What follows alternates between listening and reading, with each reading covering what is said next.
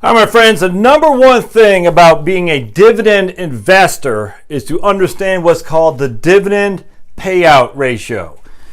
Nothing else matters when it comes to being a dividend investor. The dividend payout ratio is what you got to understand, and we're going to talk about that here today. So welcome to Heritage Wealth Planning YouTube channel, the place you come to learn about dividend. You can see I got a nice little shave. Haven't shaved yet this morning. Saturday, man, gotta love it. And I will shave, trust me. I do not like keeping a little bit of hair on my face.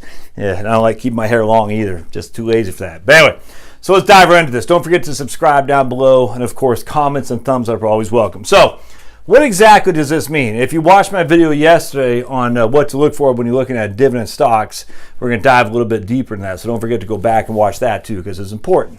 So let's say you have a stock, stock A. I don't even know if there is a stock A. We'll just say that's the name of the stock, the company, that's a ticker.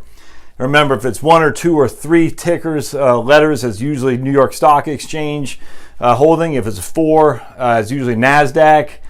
And then if it's five, it's usually a mutual fund. All right, generally speaking, one, two, or three on the ticker is usually New York Stock Exchange, i.e. a blue chip. If it's four, it's usually NASDAQ. And if it's five, it's a mutual fund typically. ETFs are usually three. All right, not all the time, but generally speaking, ETFs are stocks that trade typically on the New York Stock Exchange. So, all right, dividend payout ratio. So we're going to say company A, we're going to say they made $100 million net profit. All right, so they make $100 million net. That's after taxes. They pay $50 million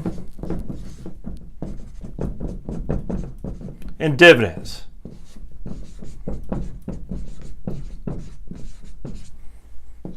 All right, so of that $100 million, $50 million is paid out in dividends. So what's their dividend payout ratio? Well, we divide the two in together, that's 50%.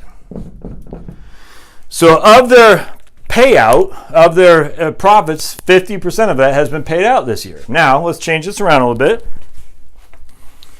We're going to say the profits fell 25% to $75 million.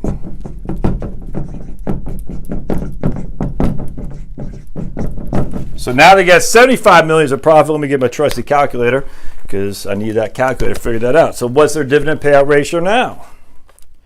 You go 50 divided by 75, 66%.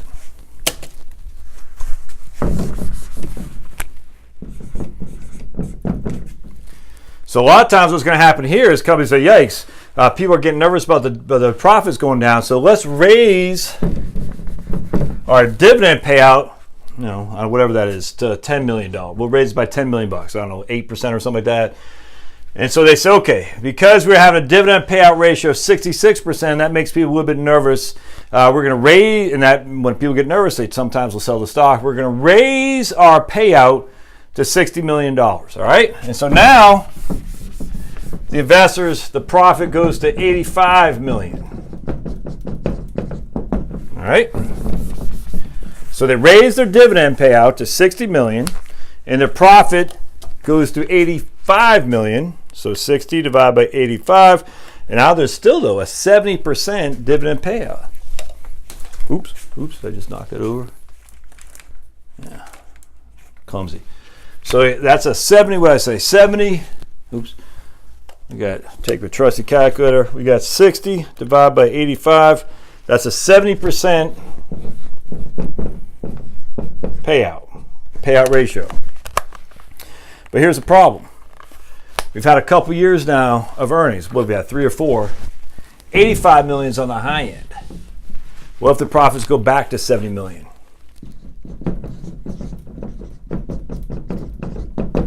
$60 million is still going to dividends. What does their payout ratio mean now? So now we take 60, divide that by 70. Now it's at 86% payout. All right, so now there's floundering. They say, "Ooh, we're on the hook for $60 million in dividends." We don't want to drop it, because if we drop it, that means the price will go down. Because when you start dropping your dividend payout, people get nervous. We don't want to necessarily increase it either, because if we increase it and our profits don't go up, that's going to be bad because then people are getting even more nervous. And we don't want to take loan either for the payout because loan, if you take on debt to pay it out, that's not going to look good either. So what this company says, well, we're just going to we want, because our profits have gone down 3 of the last 4 years, the stock price is not looking great. So we want to encourage people to buy it. So we're going to raise our dividend to $70 million to encourage people to buy the stock. So we're going to say, look, there's 50, 60, 70. We've shown this trajectory of continually paying out and increasing dividends. That's what our shareholders want. So we're going to do it. Well, it doesn't take rocket science to figure what that is. It's a 100% payout. All right, so they're only making $70 million. It's a 100% payout. So every single penny of their net profits goes to pay out dividends. Now, that may or may not be bad because maybe the next year it goes back up to 100. We don't know. And in this case, it's back to 70%. But here's what happens a lot of times, like GE going through it now. Boink. Have a bad year. $55 million. Negative payout.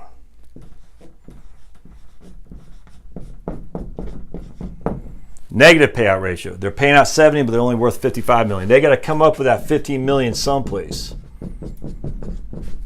Where's it? How's it come up?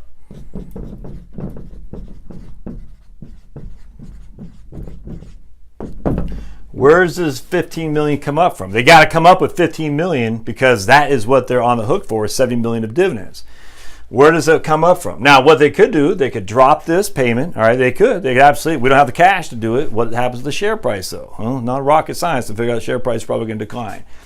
They could drop that dividend for sure, and companies do that, absolutely. Or they could borrow. They could borrow $15 million. All right, they could say, we're going to go to not the capital markets, the bond market, and borrow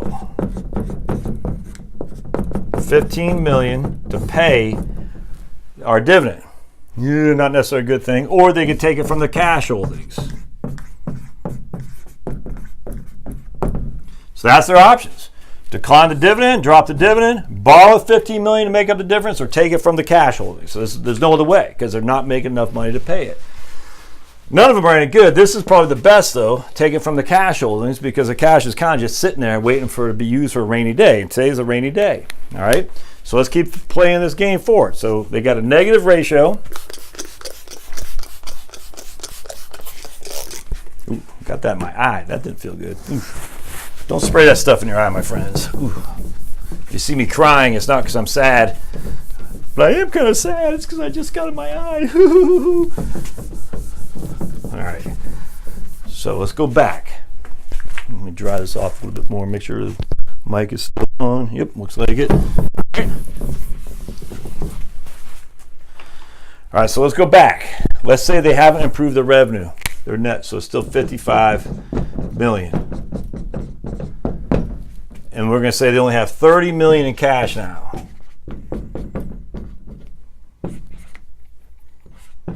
That's not working very well. Let's see, I've got to dry it off a little bit.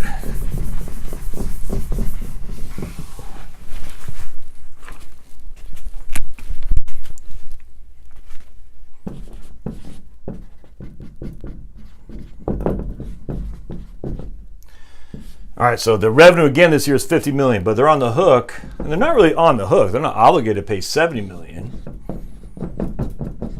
That's their dividend. That's their net. So they got to come up with $15 million. And that's their deficit, if you will. So if they just keep playing this game for 2 more years, they're going to tap into the completely of their cash holdings. So that would be worth 0 in 2 years. There'd be nothing left in cash in 2 years. All right, so the question is, all based on your your profits. What is the likelihood those profits are going to kick up again in order to maintain the $70 million dividend? If the likelihood is small, and I don't know how you forecast that, my friends. I mean, I don't know. You're just sitting on the sideline. You don't know. But I mean, if that doesn't change, they're going to blow through their cash hoard, and they're still going to have to come up with $70 million in dividends, including $15 million of debt. And well, the funny thing is, if they borrow, well, they go to the bond market, they borrow.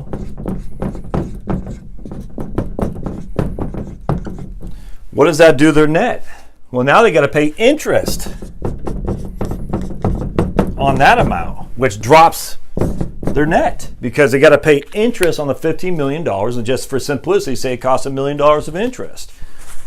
So now they got $54 million in net, and they don't have $15 million deficit. They got $16 million deficit. This is no different than a homeowner who's using his credit card to pay off his mortgage loan. At some point, the credit card company says, I can't keep loaning you money to use for other debt payments. At some point, you're going to have to increase your profits, or you're going to have to decrease your expenses. It's the exact same thing in action here. So either we increase our profits big time, and we're not going to do that by adding to the debt, which is just decreasing our profits every more, simply because we got more and more interest to pay. We don't have any cash. The only thing to do is eventually you're going to have to reduce your dividend. In the GE's case, to one penny. There's no cash. There's no cash at all. GE would rather have not even had a 1 penny, but they want to be able to show they still have a dividend, because they don't want to go, we've been paying dividends since 1915 or something like that. We don't want to have 1/4 of not paying dividends. That they don't want to do that. So they're going to pay it a penny, not because they believe in the dividend, but because they just don't want to say, we went 100 years of paying a dividend, we stopped. No one wants that. So that's why they're paying a penny. So as you can see, $54 million, this will decline the more they borrow. The cash hoard is exhausted. There's $70 million, they can't afford it. There's no other way around that. They have more and more expenses, decreasing their profits. They still got to pay that dividend. The only way to do it is decrease a dividend. And when you decrease dividends, especially when mom and pop has been expecting that each and every quarter, what happens to the share price? Well, we know what happens to it. It drops like a cliff, as we're seeing by GE right now. GE at $9.24. That boggles the mind. So just be careful when it comes to buying dividend stocks. Has their profit margins stayed steady or increased? And I'm telling you, I was looking at stock I told you this yesterday, for this lady, and the profit margins were dropping big time until they were making money. The margins were going down each and every year. Debt was going up each and every year. Their dividend was slowly going up, 4 or 5 cents a share each and every year. At some point, something's going to give, because they had less and less cash hoard in order to finance that, to pay for that dividend. Profit margins were declining, debt margins going up. You could see what's going to happen there a mile away. Same thing's happening here. The cost of the borrowing is increasing, causing their net profits to go down. There's only so many years that can last, and at some point it's going to blow up unless their profits jump through the roof. How do you anticipate that? I don't know.